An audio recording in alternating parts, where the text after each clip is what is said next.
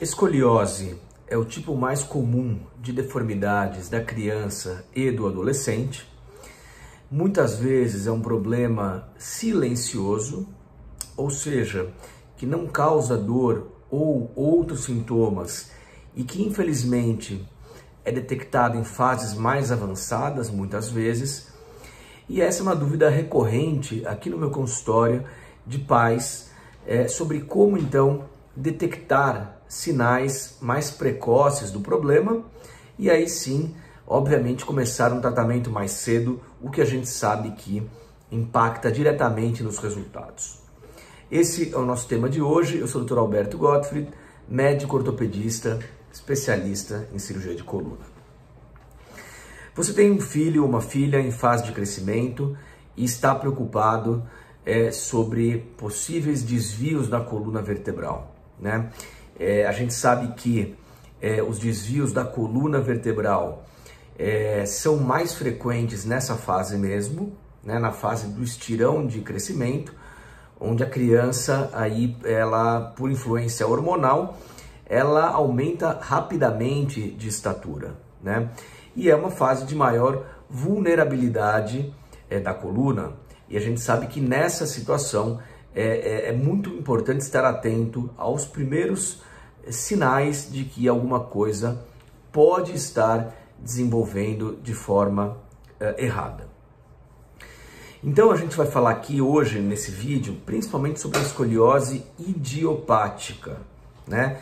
Que é o tipo mais comum de escoliose, né? Lembrando que escoliose é um desvio da coluna em S ou em C quando vista de frente, né? A coluna deve ser reta, vista de frente, retilínea, e esses desvios não são normais, né? Eles podem ser maiores ou menores, né? Mas o esperado é que a coluna seja retilínea.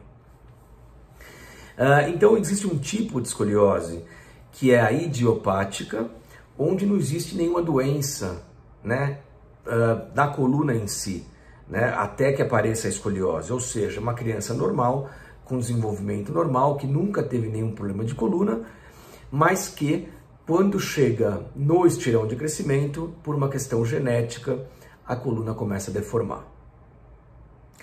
Bom, a idade é muito variável, né, porque as meninas elas têm um estirão mais cedo que os meninos, então 11 anos, 10, 11 anos para as meninas, os meninos 1, 2 anos depois, né? Mas é importante então que os pais, principalmente os pais, observem os filhos, né, com uma certa regularidade, principalmente nessa fase, antes também, mas principalmente nessa fase. E eu vou falar aqui nesse vídeo o que deve ser visto, né? Quais são os sinais mais precoces, mais importantes que devem ser avaliados pelos pais.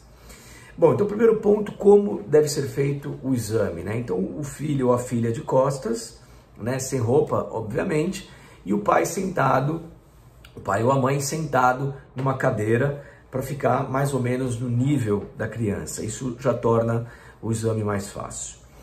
Então a primeira coisa que deve ser visto, né, nas meninas, prender o cabelo, tá? Importante prender o cabelo mais alto possível, para que se possa ver bem a altura dos ombros, né? Então a gente vai justamente ver se os ombros estão nivelados, né? Ou se existe um ombro mais alto do que outro. Lembrando que normalmente os ombros devem estar na mesma altura. O segundo ponto aqui importante é observar as escápulas, que são as pás, né, das costas, né? Então você vai avaliar se elas estão na mesma altura, né? Aquela saliência que tem na parte de cima das costas, a asa, chama escápula, né?